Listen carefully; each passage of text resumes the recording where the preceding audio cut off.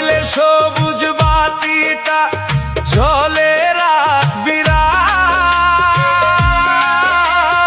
অথচ আমার ইনবক্সে শুধুই জমা হয় একরাশ আধার। আমি কল দিলে তুই ধরিস না আর দিস না কোনো সাড়া, তোর কাছে কি আমি এখন একদমই দিশেহারা।